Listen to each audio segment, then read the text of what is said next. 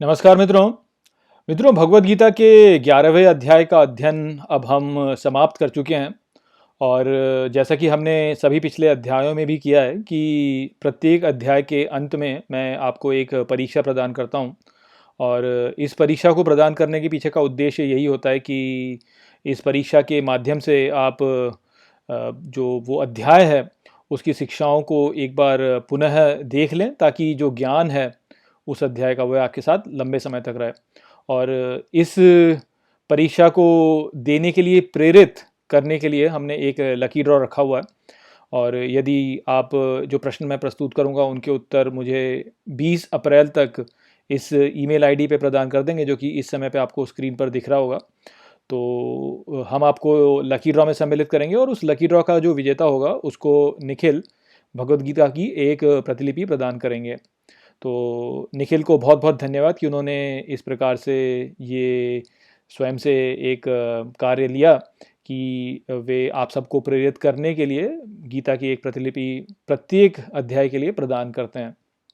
तो मैं आप सभी से ये आग्रह करूँगा कि इन प्रश्नों के उत्तर आप मुझे भेजें, ताकि आप इस लकी ड्रॉ में सम्मिलित हो सकें और भगवद गीता की एक प्रतिलिपि आप पा सकें। तो इसी के साथ चलिए मैं अब आपको ये 5 प्रश्न प्रदान करता हूँ इस परीक्षा को लेकर, जो कि 11वें अध्याय की है। तो 11वें अध्याय की परीक्षा का जो पहला प्रश्न है वो ये है कि श्री कृष्ण कितने प्रकार के रूपों में प्रकट होते हैं। तो आपको जो प्रश्न है जिसका उत्तर देना है वो यही है कि इस सृष्टि में श्री कृष्ण जो है वो कितने प्रकार के रूपों में प्रकट होते हैं। दूसरा जो प्रश्न है वो ये है कि ये जो संपूर्ण सृष्टि है ये श्री कृष्ण के शरीर के साथ किस प्रकार से जुड़ी हुई है। तो मैं इस प्रश्न को पुनः दोहरा दूं कि ये जो संपूर्ण सृष्टि है ये सृष्टि श्री कृष्ण से किस प्रकार से जुड़ी हुई है, ये आपको बताना है।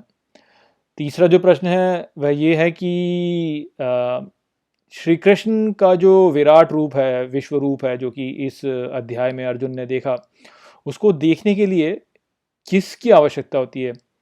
क्या हम उसे केवल अपने इस प्रकार से नेत्रों से देख सकते हैं या कोई विशेष दृष्टि में चाहिए जिसके द्वारा हम उसे देख सकते हैं। तो मैं पुनः प्रश्न को दोहरा दूं कि श्री कृष्ण के विराट विश्व रूप को देखने के लिए हमें किसकी आवश्यकता है। क्या हम उसे ऐसे ही देख सकते हैं या हमें कुछ विशेषता अपने भीतर विकसित करनी होती है जिसके द्वारा ही हम भगवान श्री कृष्ण के विराट विश्व रूप को देखने में सक्षम हो पाते हैं। तो जो चौथा प्रश्न है वो ये है कि इस अध्याय में अर्जुन श्री कृष्ण को कहते हैं कि आप सनातन धर्म के रक्षक हैं। तो आपको ये बताना है कि श्री कृष्ण सनातन धर्म के रक्षक कैसे हैं। तो मैं प्रश्न को पुनः दोहरा दूं कि भगवद गीता के 11वें अध्याय में अर्जुन श्री कृष्ण को कहते हैं कि आप सनातन धर्म के रक्षक हैं। आपको ये बताना है कि श्री कृष्ण किस प्रकार से सनातन धर्म के रक्षक हैं। और जो पांचवा प्रश्न है वो ये है कि जब ईश्वर अपने दर्शन किसी व्यक्ति को प्रदान करते हैं तो उस व्यक्ति की क्या विशेषता होती है जिसके द्वारा ईश्वर जो है अपने दर्शन उसको प्रदान करते हैं।